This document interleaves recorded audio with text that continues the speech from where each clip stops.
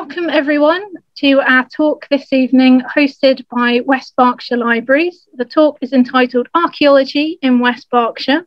My name's Beth Asbury. I'm the Assistant Archaeologist at West Berkshire Council with responsibilities for the Historic Environment Record and Outreach.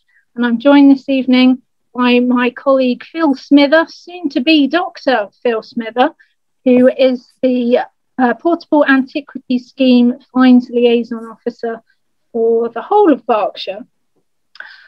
So to give you a bit of an overview about professional archaeology in the UK, archaeological fieldwork, which is often the most publicly visible aspect of our profession, and so what most people think about when they think about archaeology, is generally split into two types: rescue archaeology and research archaeology. Rescue archaeology is usually related to development projects, such as planning applications for building work where sites are threatened with potential damage. And this has gradually become more legislated for, standardised and professional over the last 30 to 40 years. So this development-led archaeology can be seen as somewhat as a three-legged stool, those three groups in purple on the slide. So at the top there are curatorial archaeologists. So this isn't the same as a museum curator who would curate objects from a certain geographical area, but as in curating the historic environment or the heritage of a geographical area. And it's curatorial archaeologists who ask for fieldwork, archaeological fieldwork, usually as a condition of planning permission in order to preserve by record any archaeology or heritage assets in a particular area for the future. Archaeological contractors are the ones who carry out the fieldwork, and archaeological consultants are the ones who often liaise between the archaeological contractors and archaeological curators on behalf of the developer. So my manager and I are curatorial archaeologists, not contractors, and we don't carry out any field work in West Berkshire. The Archaeology Service, which we work for, is within the development and planning team at West Berkshire Council, and you can find out more about us at the links on the slide there. Together with West Berkshire Museum and the Council's gorgeous Elizabethan Manor Shore House, we're part of West Berkshire Heritage as well. We have another colleague, Phil, who I introduced a bit earlier on, who's the Finds Liaison Officer for all of Berkshire, and he'll talk about his role more later. So as the name suggests, West Berkshire Archaeology Service, we cover the 51% of Berkshire that became West Berkshire in the late 90s. The various unitary authorities of East Berkshire are covered by a different team, somewhat confusingly named Berkshire Archaeology, who are based at Berkshire Record Office in Reading, and Phil covers the whole county. Our work is enshrined in something called the National Planning Policy Framework, or NPPF, which says that in dealing with planning applications, local authorities like West Berkshire Council have to take heritage assets into account, a phrase I'll explain a bit more in a minute, and refer to historic environment records for relevant information. So the historic environment then is all aspects of the environment that result from the interaction between people and places through time, including all surviving physical remains of past human activity, whether visible, buried or submerged, and landscaped and planted or managed flora. So that means what we're responsible for is not just what people traditionally think of as being archaeology, i.e. stuff underground that needs excavating, but buildings and upstanding monuments too. Even what people might think of as being natural, like landscapes, parks, gardens, veteran trees and ancient hedgerows, for example. Also rivers, roads, canals, find spots of artefacts and public sculpture. Basically anything that people have interacted with at any point in the past right up until the present. All of these things are called heritage assets.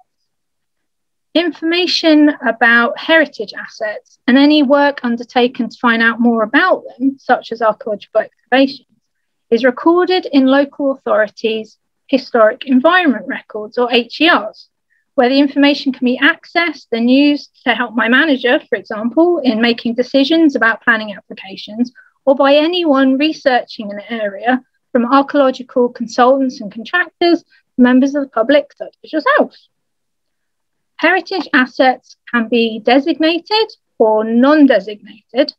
Designated means that they've been formally identified as having national or international importance, like listed buildings and scheduled monuments. And undesignated assets are all the other things that we think are still worthy of note or that are important locally. An example of some development-led archaeological fieldwork that's taking place right now that you might have heard about through the recent Newbury Weekly News article, for example, is happening in Greenham at the moment, and you can find more about that on Thames Valley Archaeological Service's website at the link on the slide there. There's a really good guide on historic environment records, which Historic England produced a couple of years ago, if you'd like to learn more about those. I'm responsible for West Berkshire's HER, which is on an access-based relational database linked to some GIS mapping software so we can record accurately where things are located in the district. The database is formed of linked modules shown on the left, and this image of the map on the right shows all the monument records, the heritage assets, in red, and archaeological events, so all the work done to find out more about them, in blue. I mentioned designated and undesignated heritage assets, so both types are recorded in the HER. The designated ones, as I said earlier, are the ones that are nationally or internationally important, such as scheduled monuments, of which we have 94, listed buildings, and we've got 1,927 of those, registered parks and gardens, and we have 14, registered battlefields. We only have one at the moment, that is of the first Battle of Newbury battlefield, but we hope that the battlefield of the second Battle of Newbury might be designated in the future as well. And finally, protected wreck sites, which being a landlocked county, we don't have any of.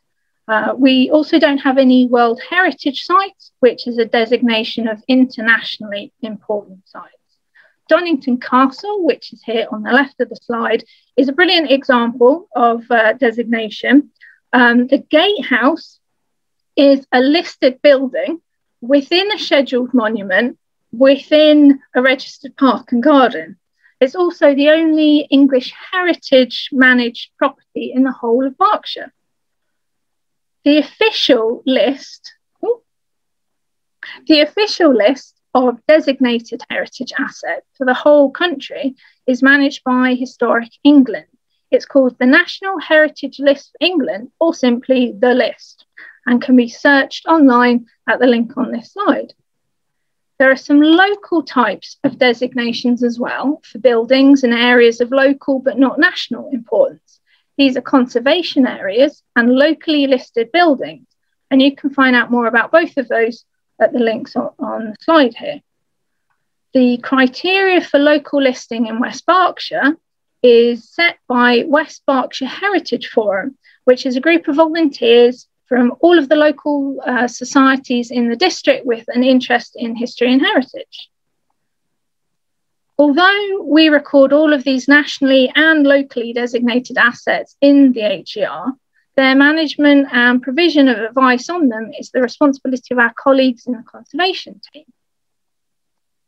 Undesignated heritage assets are the same sorts of things as the designated ones, just not earmarked as being of national importance, but still worthy of consideration in development management. So to quote the NPPF again, they are buildings, monuments, sites, places, areas, or landscapes.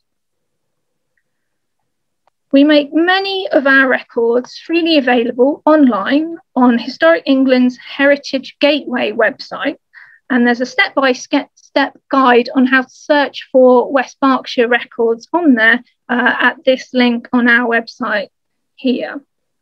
There are lots of other data sets available on Heritage Gateway as well, not just ours, such as that of the Historic Milestone Society, Historic England Research Records, Public Monuments and Sculpture Association records, and the records of Parks and Gardens UK.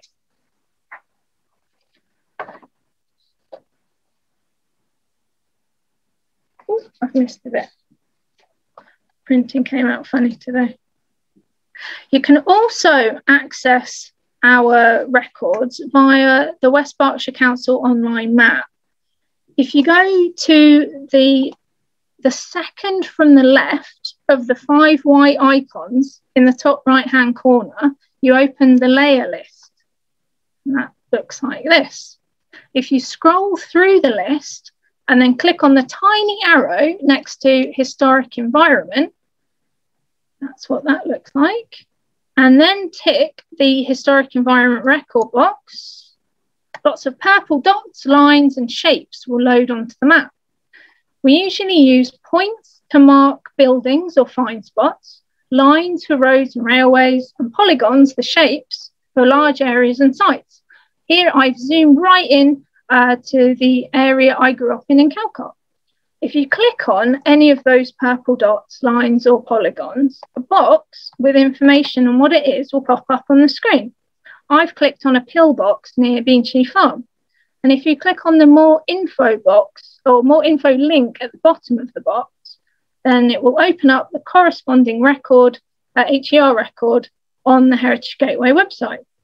Of course, our records are only as good as our sources. So if you spot anything wrong in the records on Heritage Gateway, then you can click on the email us link that's at the bottom of each record and let us know about it.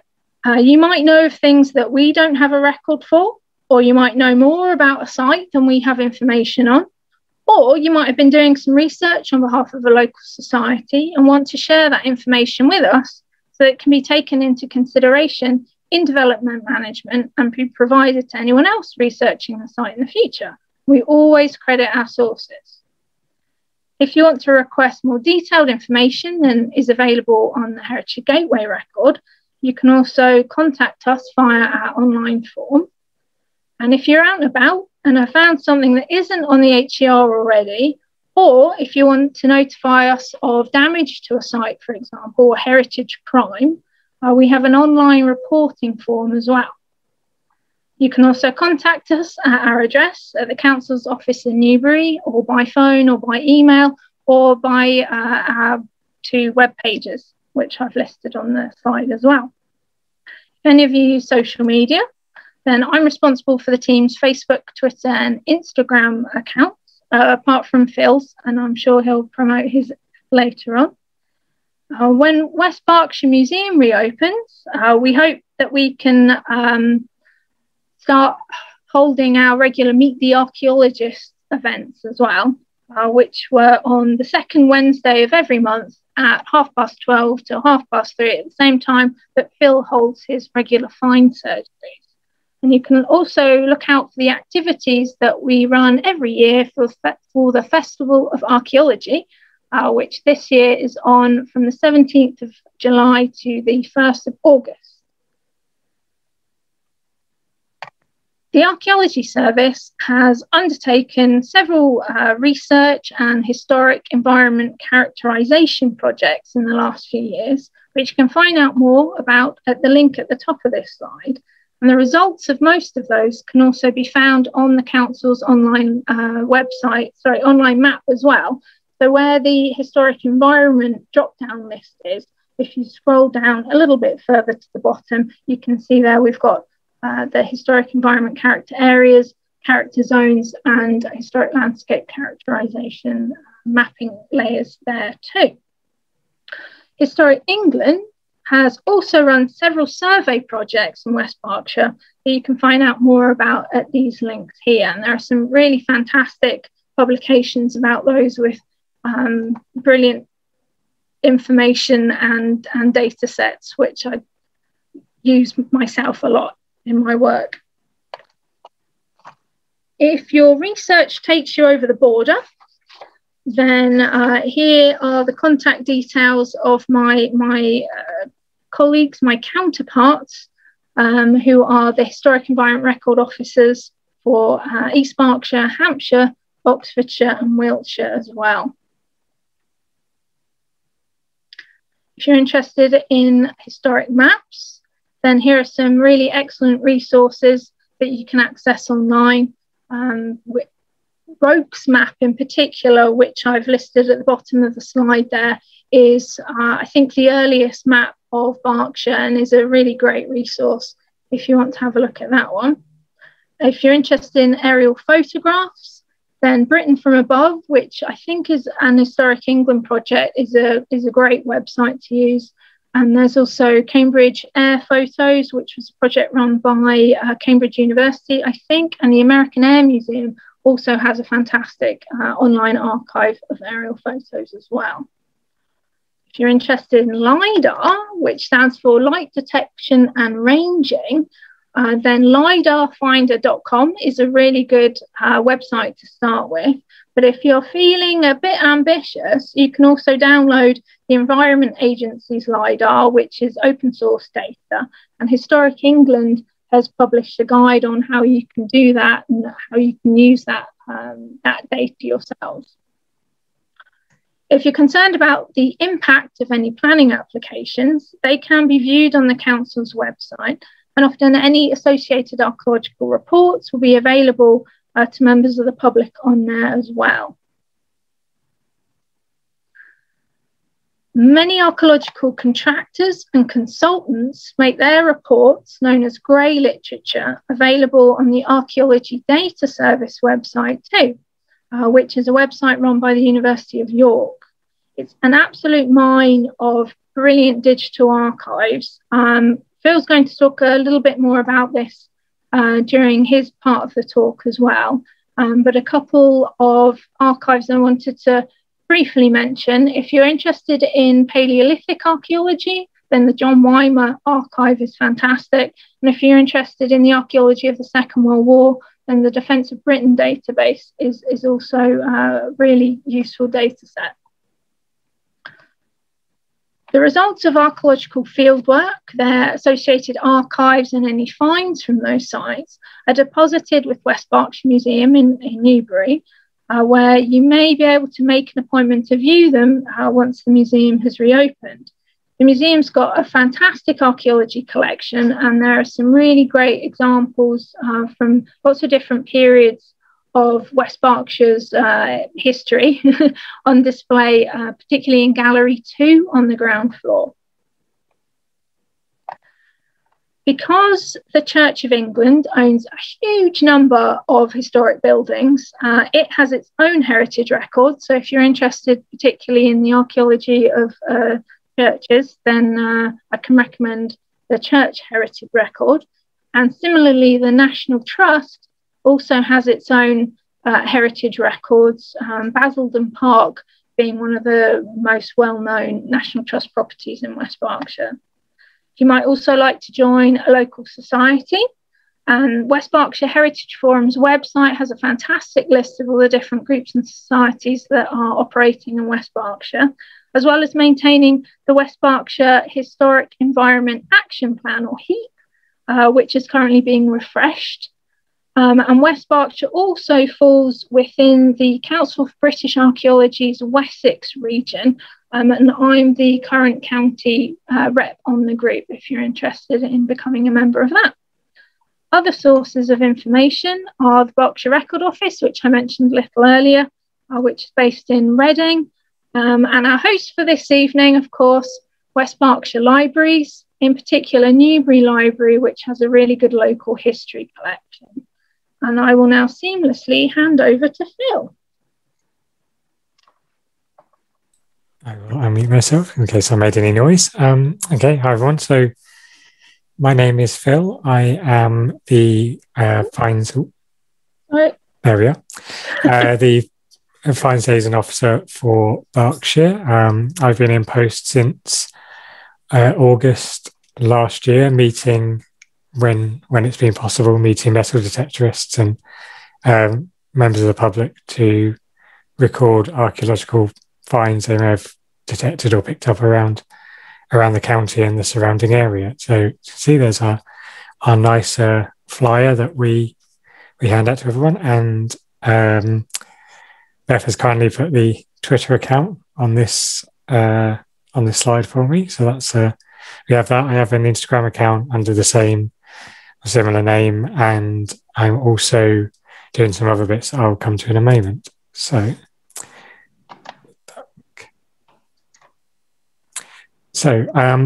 as a bit of background, the Portable Antiquity Scheme started in 1997. This was in response to the 1996 Treasure Act, which changed the laws on treasure trove. And the PAS was seen as then a way for people to report items of treasure, which, if you're interested, you can find out more on the Portable Antiquity Scheme website of what constitutes treasure. It's quite an involved list, but it's usually objects of precious metal or several coins of precious metal found together. And it was soon also realised while setting this up that it could be used to record, as a scheme to record any objects of archaeological interest from the UK, because they'd be really useful for research and they might disappear or tell us about different archaeological sites that we don't yet know about. In Berkshire, it's had its own flow since 2018. Before it was split, so East and West Berkshire were split in ways between Surrey taking part and Oxford covering part of the county as well. But now we are united on the PAS, so all 6 unitary authorities are on there.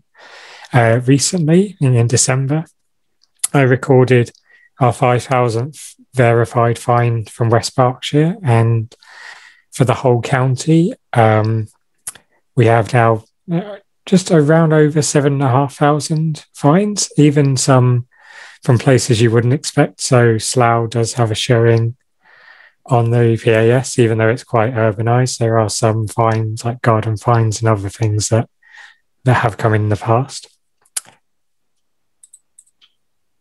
And I'm failing miserably at that.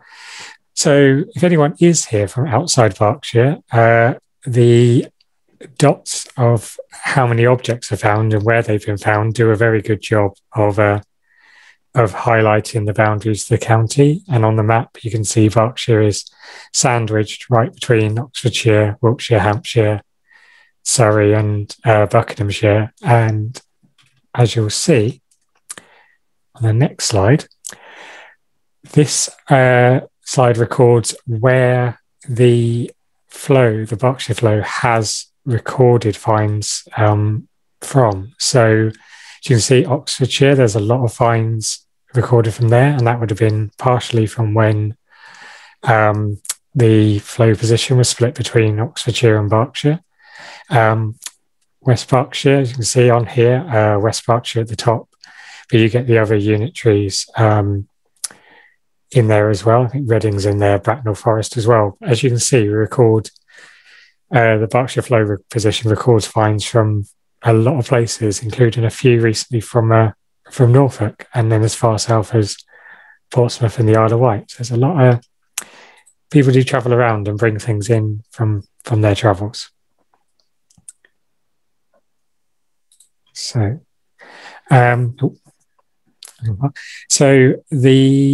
there are a lot of stunning objects that come in to be recorded. This was one of the very first treasure cases recorded under Berkshire on the database, which is the Lambourne hoard of 3 Bronze Age gold bracelets, as well as 2 torques or armlets. It's unsure exactly what they are. They're coiled round quite a bit, which might suggest that they were worn on part of the body, potentially an upper arm. But another interpretation is they're coiled up because that was the easiest way for whoever buried them to deposit them in the ground. It makes it a lot easier if it's not out straight or in a big loop to bury it. And as a plug for the museum, they are currently on display in West Berkshire Museum in our hoards display. It's got other hoards of coins and Bronze Age objects and tools, as well as a few other objects loaned and donated to the museum by finders who have come in over the years. I should say it's important with these sort of finds, especially any finds generally, but these sort of finds, if there are any metal detectorists on the call or any budding metal detectorists, or just if you're digging in your garden and find something like this, important that you call myself or the local archaeologist, because when these objects are in the ground, we can glean a lot more information about them in their buried context. Once they're out of the ground, we lose a lot of information on them. But these were very responsibly reported as treasure, and then West Berkshire Museum were able to acquire them for display. Very recently, I wrote a blog post on a few objects that came in from as finds from West Berkshire. These have all been through what we call the treasure process. They're reported to the British Museum and the local coroner as items of treasure. They went through the Treasure Valuation Committee as part of the scheme, and West Berkshire Museum was able to acquire them. So the ring that we have here is a Roman intaglio ring with a image of an eagle on, probably representing the god Jupiter. So this would have been a really significant item for the owner, especially if they had actually lost it. We don't know how this ring ended up in the ground. It could have been lost. It could have been deliberately buried and hidden, or votively deposited in the ground. This one was found in the parish of Welford, so good indication of something that was happening there. Then the other top corner, we have what's known as an Agla pendant. This was then found in the parish of Inkpen. Agla, I won't try and pronounce what it actually stands for, but it does, I remember rightly, translates as "You are mighty forever, O Lord." And these were used as protection against the plague during the medieval period. And the one thing you might notice about it is Agla is spelt incorrectly on it. It's on this one, turn it around, you see AGAL rather than AGLA. So probably just a mistake by the maker on that one. And then at the very bottom, we have a dress hook, which was found in the parish of Boxford. And this is a very, very high status object. I mean, to have something so small and delicate for holding the dress out of the muck and the mud while walking around, it's quite a statement to make, because a lot of dress hooks of the period are quite plain copper alloy, very functional, not very showy objects. So this is an easy thing to lose off of someone's dress, and probably not something very easy to find like half an hour after you realise you've dropped it.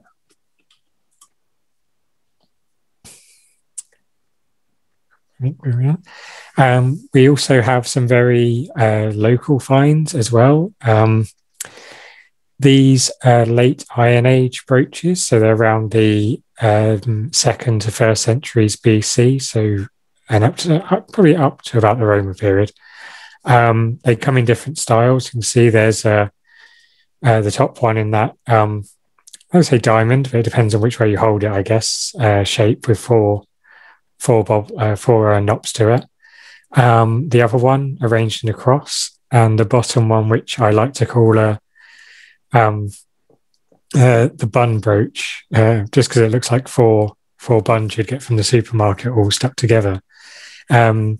These brooches are quite significant around this region because they tend to turn up in around the area around north of West Berkshire, up into the Vale of the White Horse, and in a small radius around around that area.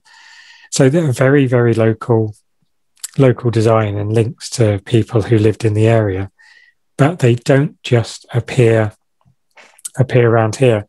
One of these has been found as far north as Yorkshire, which with none in between, which would show the movement of a person wearing one of these brooches rather than the style moving or the objects being traded. Somebody's actually moved from Berkshire up to Yorkshire and lost their brooch. So you can see this is the area where they're generally found. As you can see from part of it, there's quite a corridor of them around their numbers 3 down to 13. Generally all above the line of the Thames as well, or so I put it the line of the M4, but I don't think they were using that as a boundary in the Iron Age. But there's something to be said of their location north of the Thames there. You see the distribution isn't very wide, and as you can see from the images, there's lots of different types with different amounts of knots on them. So they seem to be a style and a theme of earlier Iron Age brooches. Okay. And then next. And then we also have some rather really interesting finds, like this cremation urn, which came from the east part of the county. Came from the east part of West Berkshire. It's a cremation urn. It would have had the remains of somebody buried in it, possibly in a wider cemetery, or possibly on its own. We're not entirely sure in the area. But what it does have, it has the decoration of some birds on there. We're not quite sure what they are. They could be ibis, which would then link this to Egyptian gods and be quite an exotic item, especially in Britain. On the other hand, they could be swans, which link to Jupiter and aren't in that way as exotic because he was worshipped all over the Roman Empire. So there's a bit more research that might need to go into the iconography on a find like this. But often we get these rather interesting pieces come in, and you can see it's been brought in and kept in good condition when it was brought to us. Did I do that right? Oh, okay. So here we have some more other local objects. Some of you might know in the middle of the 17th century was the English Civil War. And shortly after this, there was a lack of small coinage for change. So local businesses and local government started to mint their own small change tokens. This is one that was issued by the county of Berkshire. So we have that around the edge in 1657. We also then have a borough of Newbury. So this is a very local one to me at the moment, working from the museum.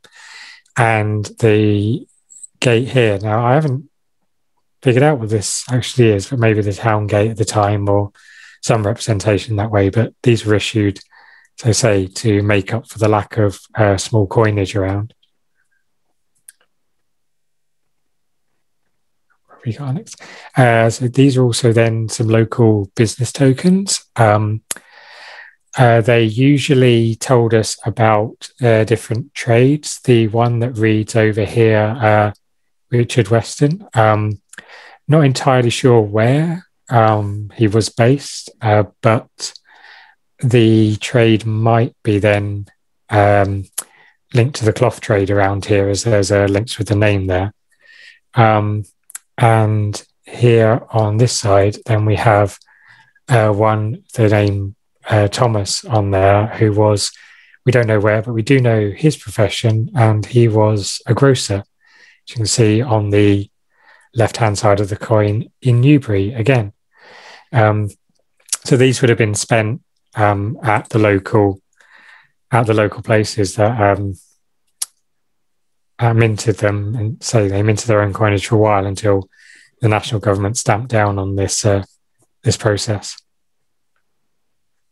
Then on to the next slide, we have even more local finds, and this one, the one on the right hand side there, is a seal with the name or the place name of Eton on there.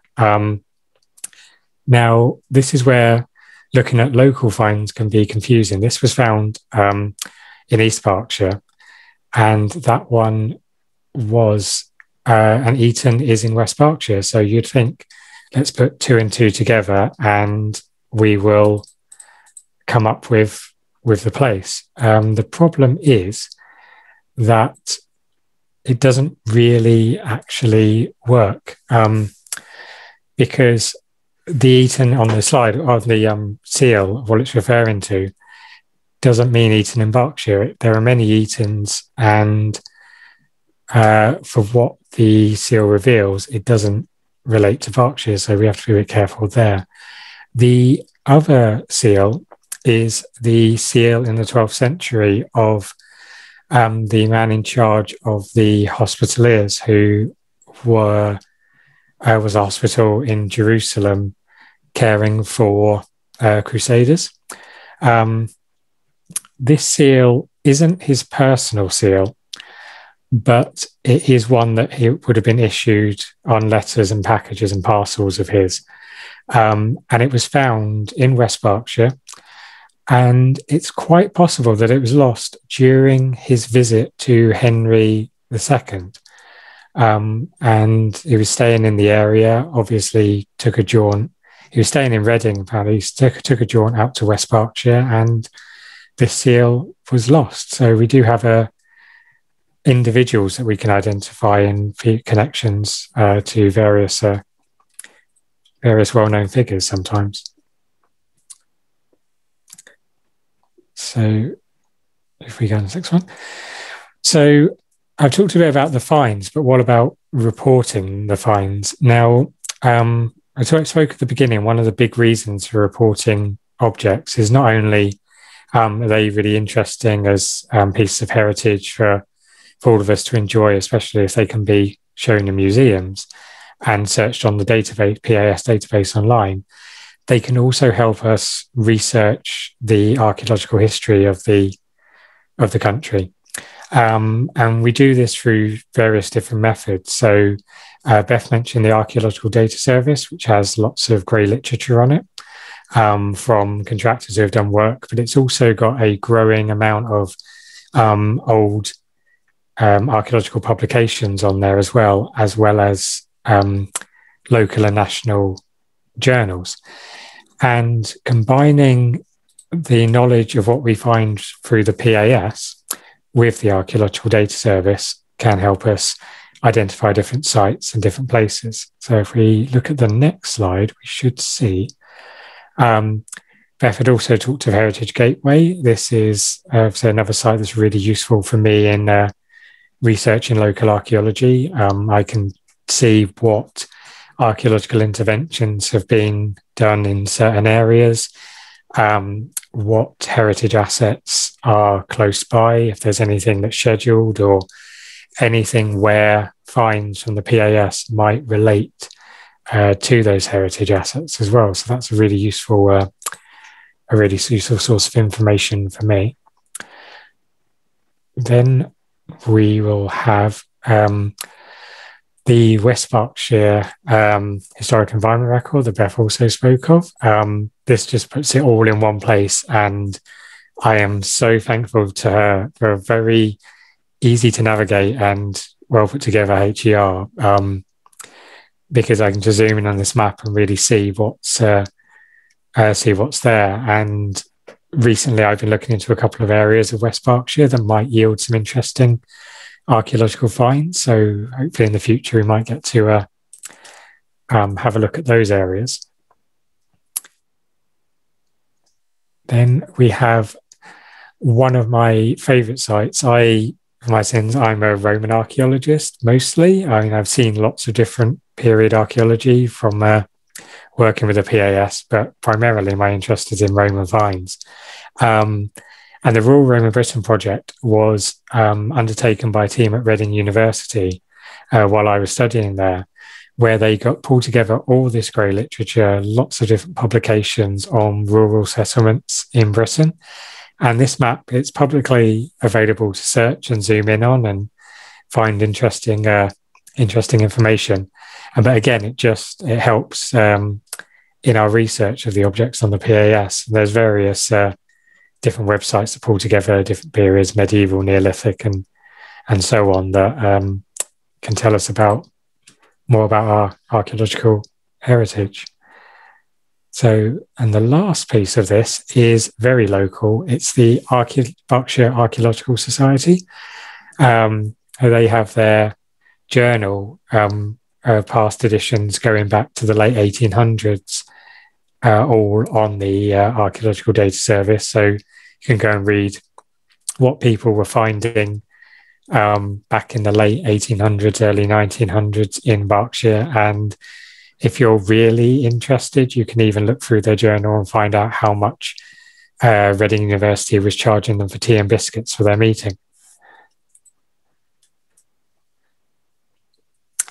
So as an example of this, as part of my PhD study, I have been looking into Roman strap ends. These are found on the trailing end of a Roman belt. There's lots of different styles and lots of different features on them. There are a few from Berkshire, this being one of them, and is a very good example, actually, of continental and insular styles mixing. So you see a lot of that in the study, and hopefully very soon this will be out there for people to view. But it's just an example of showing how far we can go with this. I can start to tell how these things were made, how many there are, where they're coming from, where the styles originated, etc. So there's lots of stuff we can investigate. So to finish up, just a bit about how, if you find anything that might be of interest to the Portable Antiquity Scheme, or if you find anything that's a treasure item that you need to report, you can contact me on my West Berkshire email address. It's also, all my contact details are also on the Portable Antiquity Scheme website on the contacts page. In general, we record anything over 300 years old. The reason for this is that once you get to the 1700s, you start to get a lot of mass production. So you get an onslaught of finds. The one thing we get a lot of sometimes is post-medieval toys. Then there's loads of different shop tokens and various other things. If we recorded it all, there would be just too much. And this is like any archaeology. There's a remit involved where we set out what we aim to record. But that isn't to say we only record anything over 300 years old. There are lots of modern finds on the database, which are either very individual or very interesting objects. So things like coins made into brooches, or even recently had a coin that was made into a finger ring that was worth recording because it showed an individual action on an object. I mentioned treasure several times. So on the page, there's a link to our rundown of the Treasure Act. But if you want a more in-depth explanation of the Treasure Act, you can find that on the government's web pages as well. There's links to it in there. And there's other things that the Portable Antiquity Scheme and what I do locally. So we do a lot of outreach, things like these sort of talks. I run a county blog, which can be navigated to through the county's page of the Portable Antiquity Scheme website. I also have a page on Facebook, Twitter and Instagram, where I post up different things each day. And I hopefully in the near future, once the restrictions change and we're able to, I'll be able to start meeting finders of objects in person again to collect them, record them, and then post all the details on the database. So if you've got any questions about the Portal Antiquity scheme or anything about how we deal with archaeological finds in general, feel free to drop me a message or ask after this. And we offer a lot of guides and advice for finders as well. Things on if you find something, how it can be conserved, best practice when it comes to metal detecting or finding archaeological objects. And what I say is the first port of call, the best thing to do is email us, come in with the object, and we can advise further. But that's what I do as the PAS, and what Beth said she has as West Berkshire Heritage. So I think that was my last slide, I'm pretty sure. So there's Beth again. With some really, really nice pots. So thanks for listening.